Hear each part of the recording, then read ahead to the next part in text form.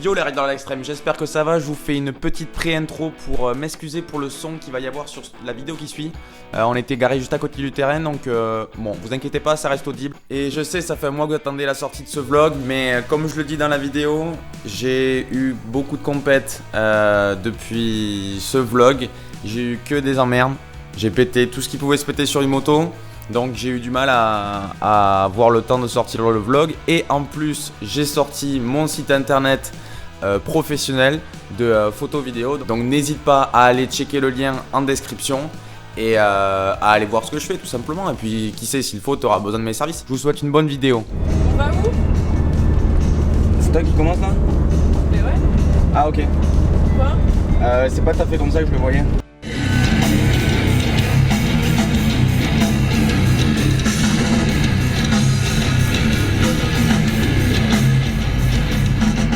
Yo les Riders de l'extrême, j'espère que ça va. Aujourd'hui il est 14h23, on arrive dans 3 minutes. On va tester un terrain qu'on connaît pas et on va voir comment ça se passe.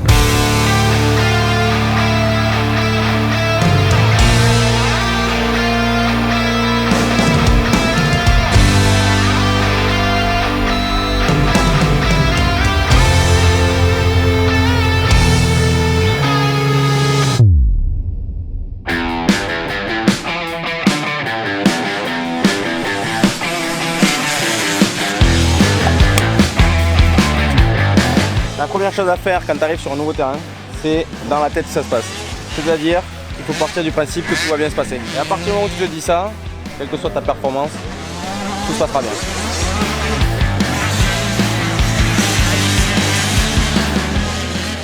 Un truc, c'est si tu as peur du regard des autres, si tu as peur d'être jugé ou quoi, déjà tu te trompes parce que ceux qui jugent c'est que des cons. Et si vraiment ça t'handicape, tu peux venir le matin sur le terrain. Parce que le matin, il y a moins de monde et c'est quand même plus réservé à ceux qui débutent. Si tu es débutant. Parce que si tu es confirmé, ma vidéo, t'en as rien à foutre. Du coup, je m'adresse plus à ceux qui voudraient commencer dans la moto et qui ne savent pas par où commencer. Et qui donc, à chaque fois qu'ils vont aller sur un terrain, ce terrain il va être nouveau. Donc, il faut que ça se passe bien dans ta tête, que tu t'en bats les couilles des autres et tout ira bien. Ce que je te conseille aussi, c'est si vraiment tu es stressé, tu peux aller checker des vidéos du terrain avant d'y aller dessus pour te rendre compte de la difficulté du terrain. Et évidemment, quand tu commences, l'idée c'est de ne pas se pointer à Castelnau-de-Lévis par exemple, voilà, Capelle-Marival. Là on est à Saint-Vincent-Lespinasse et je pense que, j'ai pas encore roulé, mais de ce que je vois, c'est un terrain qui est parfait pour débuter. Il n'y a rien qui est dangereux, il a l'air hyper rapide.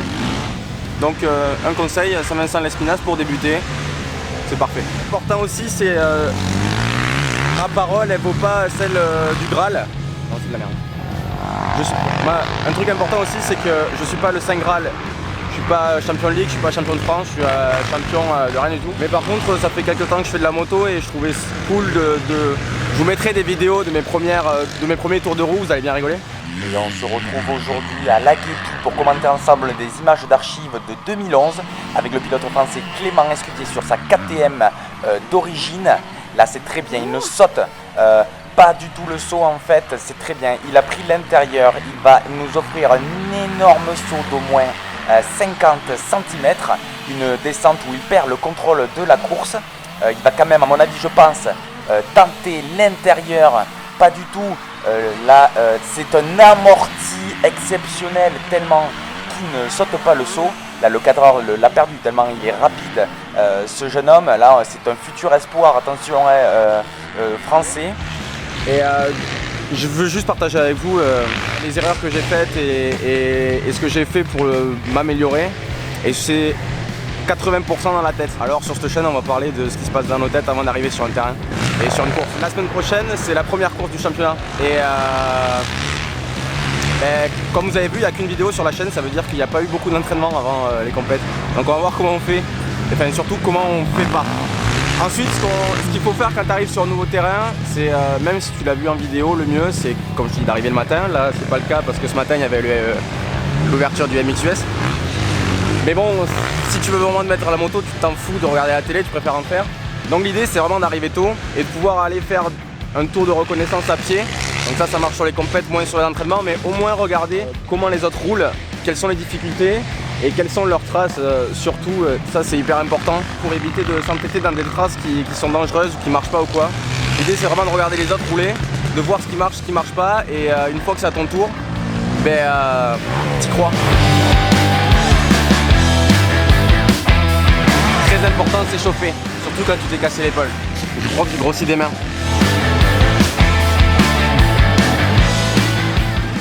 Bon, j'ai vu les confirmés rouler. Ça m'a confirmé que j'avais encore du boulot. Donc ça m'a mis un peu de pression, mais là je me suis inscrit avec des amateurs pour justement me remettre en confiance avant les courses. Et puis on va découvrir le terrain. Bon, après les autres ils roulent depuis ce matin. Et là il est 15h15 quand même. Mais bon, ça c'est comme d'hab. Bon, j'y vais parce qu'ils roulent là. Bisous. Je vais vous commenter le premier tour et ce que je fais en général dans le premier tour pour repérer. L'idée c'est déjà de ne pas gêner ceux qui sont déjà en train de rouler à leur rythme normal et de repérer les difficultés. Donc là on arrive en premier sur un saut, on va repérer la prise d'élan, la physionomie de la pelle et de la récep, la longueur du saut et évidemment sur quel rapport on va y aller. On arrive sur un saut de descente que j'avais repéré, je savais qu'il fallait pas y arriver trop vite pour pas être long, un rapport supplémentaire, un filet de gaz pour pas se mettre en danger. La grande courbe, on peut se faire plaisir, on a de la visibilité. Et la même chose que tout à l'heure, on repère le saut, donc il n'est pas très long, il y a une grande prise d'élan, donc il va vraiment falloir jauger les longueurs. Là je fais l'extérieur et on voit qu'à l'intérieur il y avait déjà des pilotes, donc surtout on ne force pas, on n'est pas en pleine course. On laisse passer les pilotes qui sont plus rapides, tout simplement. C'est un entraînement, c'est pas une course, c'est pas celui qui gênera le plus l'autre, c'est pas le but d'un entraînement. Hein. Donc soit on reste dans notre trace et c'est lui qui va se déporter, soit si on a l'opportunité de le laisser passer en sachant qu'il nous a vu, on le laisse passer et on se déporte. Mais surtout on change pas de trace inopinément parce que ça peut surprendre et là carambolage. Donc là soit on descente avec de la visibilité, donc même chose que tout à l'heure. Là je me fais surprendre dans un petit champ d'ornière, donc l'idée c'est de se caler dans une et mettre gaz en grand pour en sortir. Surtout pas faire l'inverse. Et là repérer ce virage qui est une courbe défoncée avec un appui qui jette contre le talus. Donc là vraiment la Kawa devant avait vraiment la bonne trace pour même sauter ce table là qui est un petit peu technique vu la prise d'élan. Et le fait que la pelle ne soit pas très raide. En général je privilégie les extérieurs pour me donner de la marge et du temps pour repérer le circuit et arriver sur les difficultés. Donc là pareil, zone glissante avec juste une petite cale là, c'est assez technique. Mais donc pas de coup de gaz, pas de coup d'embrayage. Et là on arrive sur le saut qui m'a posé problème toute la journée. Une sorte de saut à monter, marche à monter un peu bizarre. En fait il fallait juste y arriver plus vite tout simplement pour éviter que la roue arrière raccroche dessus. Mais bon, c'était un cap psychologique à passer.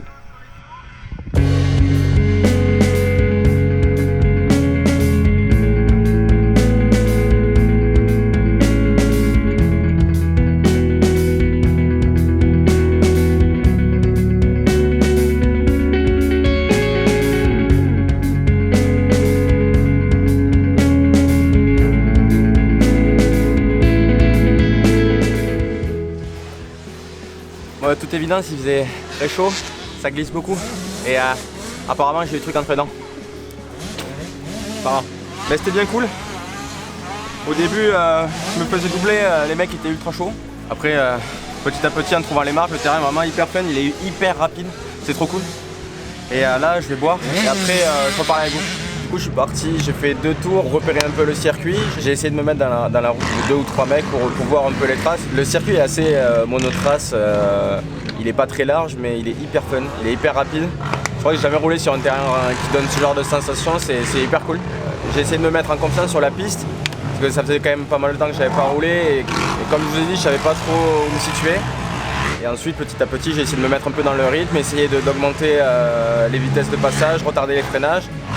Et surtout, ce qui à mon avis vous intéresse le plus, les sauts, en fait, ça s'est plutôt bien passé. Ils sont bien shapés, ils sont pas très raides, ils envoient relativement loin, mais c'est assez bizarre. Il faut y arriver assez vite quand même pour sauter tout en entier. Et j'ai pas tout sauté en entier, donc il y a des appels de saut qui sont un peu différents en fonction de si on le prend à gauche ou à droite. Donc ça, je l'ai pas encore repéré partout. J'ai pas encore repéré les traces les plus rapides. Mais tant pis, je vais le faire pendant la manche. Maintenant que j'ai parlé de ce que j'avais fait, j'ai parlé de ce qu'il faudrait faire. Donc on a dit pas se mettre de la pression, pas se sentir jugé, on s'en fout. Même si c'est humain, comme je vous ai dit tout à l'heure avant de partir, j'ai vu les confirmés rouler avant et je me suis dit ouah, je suis pas au niveau, je suis une grosse merde et tout. Mais bon, c'est pas comme ça qu'on avance. Et donc le conseil, surtout sur ce genre de saut là où c'est que tu as une grande prise d'élan pour la plupart des sauts, notamment la table à monter, c'est surtout qu'il y a une grande courbe juste avant, c'est mettre un rapport en plus pour sécuriser en fait, ne pas y arriver à plein régime. Et moi ce que je fais en général, même sur le 2 temps, tu peux le faire.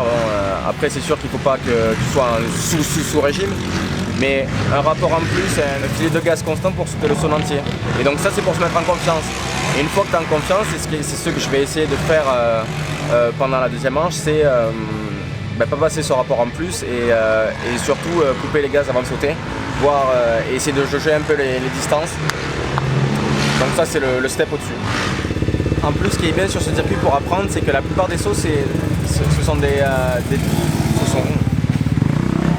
la plupart des sauts ce sont des tables. C'est comme ça qu'on dit. La plupart des sauts ce sont des tables. Et l'avantage des tables, c'est qu'on peut se permettre de se mettre court dessus et donc d'y aller progressivement. Et c'est, vous allez le voir en vidéo, c'est un peu ce que j'ai fait. C'est-à-dire que petit à petit, je me mets de plus en plus long jusqu'à ce que tu trouves la bonne vitesse et que si ça te fait peur, que tu aies pris ton courage à deux mains. Le mieux, c'est de suivre quelqu'un qui saute le saut, évidemment. Il y a des gens qui me regardent. Ça me gêne. Mais bon, on a dit qu'on s'en foutait du regard des autres. Ce que je voulais dire, c'est que je ne vais pas vous apprendre à aller vite, parce que je ne vais pas vite. Mais je peux vous donner mes conseils pour pas vous tuer et pour surtout prendre du plaisir. C'est le petit point mis au point. Focus quoi. Focus on pour ceux qui connaissaient.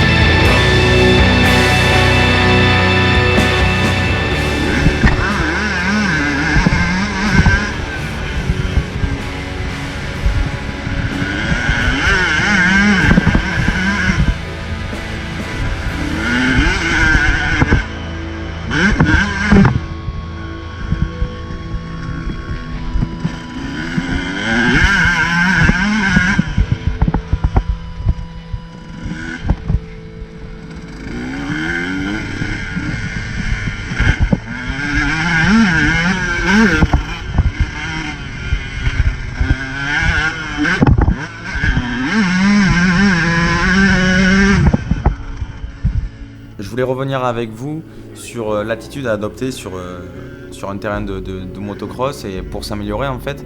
Là on voit que je me tire un peu la bourre avec un 125 RM, je l'ai entendu arriver derrière moi et j'ai senti qu'il voulait qu'on se tire la bourre. Très bon enfant et c'est ce qui me fait vous dire qu'il y a peut-être deux types de pilotes en fait, j'ai l'impression en motocross, et ça marche pour beaucoup de sports dits extrêmes entre guillemets.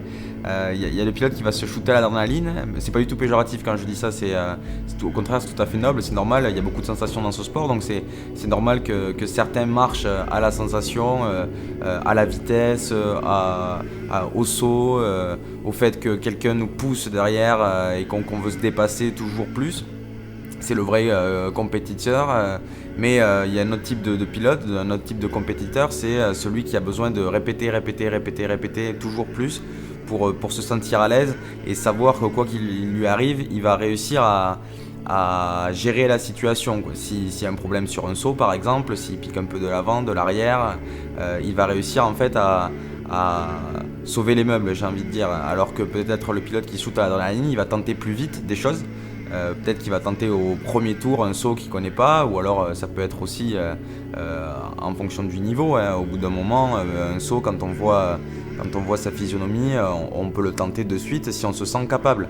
Donc on peut le tenter de suite si on se sent capable quand on se shoot à l'adrénaline, parce qu'on a besoin de ça, de savoir que potentiellement ça peut mal se passer, mais que si ça passe, c'est super. Mais aussi quand on acquiert une certaine technique et une certaine confiance en soi qui fait qu'on peut tenter ce genre de choses. J'ai fini le pneu, hein. C'est impressionnant. Je peux couper, hein, on voit mon gras. Ça a été rude, hein. Je me suis vite retrouvé avec un gars avec un 125 RM là.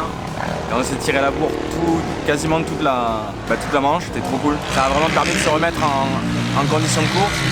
Et puis surtout c'était fun, j'ai entendu un deux temps arriver derrière moi, j'étais trop à fond. L'idée quand tu es sur un terrain que tu connais pas, donc c'était d'être bien dans ta tête, d'avoir bien préparé ta moto, être sûr qu'elle marche bien, d'avoir bien repéré le circuit avant de venir et même en étant sur place à pied, de bien regarder les autres, ne pas se dévaloriser. Et ensuite, petit à petit, se sentir à l'aise sur le circuit, sauter de plus en plus loin quand tu as la possibilité de pouvoir sauter de plus en plus loin. Et là aujourd'hui je me heurte à une difficulté qui est un tout petit saut en montée tout pourri mais qui me fait flipper parce que là, vu sa physionomie, il y a moyen de se faire catapulter sur l'avant.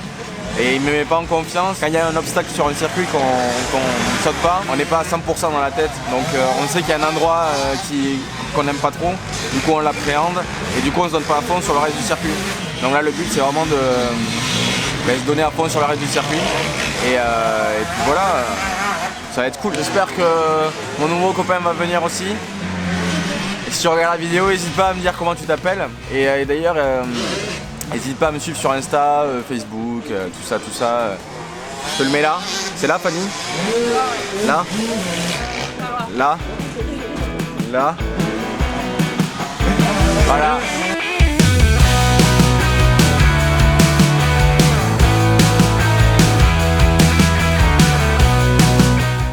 Je voulais aussi de base vous faire des sortes d'épisodes comme Flow sous le casque, The Race pendant les courses. Le problème c'est que dans mon championnat on n'a pas le droit de mettre des GoPro. Donc je me suis dit que c'était pas le truc le plus cool qu'il y avait de ne pas filmer les courses en GoPro, c'est moins immersif. J'ai vu que d'autres youtubeurs le faisaient, ils font super rendu mais je sais pas, je vais voir. J'ai vu que Cross Only était présent à Moissac, la course du week-end dernier qui m'a coûté un embrayage. Il avait sa GoPro donc peut-être qu'il a eu une dérogation et nous avec nos presque 100 abonnés peut-être qu'on en aura une aussi, qui sait. Et cette vidéo ça n'a rien à voir avec un tuto, j'ai pas le niveau de Blaise, de Miss Réflexion, donc je vais pas vous faire un tuto, c'est comme je vous le dis dans la vidéo, c'est des petits tips, des petits conseils pour s'améliorer là-dedans et pour prendre du plaisir tout simplement. C'est la fin de cette vidéo, j'espère qu'elle vous a plu. C'est un nouveau type de vidéo, je sais pas si ça vous plaît, moi j'ai bien aimé vous donner 2-3 petits conseils avec toute l'humilité que je peux avoir. Si vous avez d'autres questions, si je suis pas allé assez loin dans mes explications, si j'ai pas été assez précis, si vous avez d'autres idées pour des prochaines vidéos, n'hésitez pas à me le laisser en commentaire, je vous répondrai de suite et on fera d'autres vidéos. Et on croise les doigts, ce week-end on se retrouve à Lioux. Je vais essayer de voir avec eux si je peux pas mettre la GoPro, ça peut être pas mal. Et ciao les riders de l'extrême.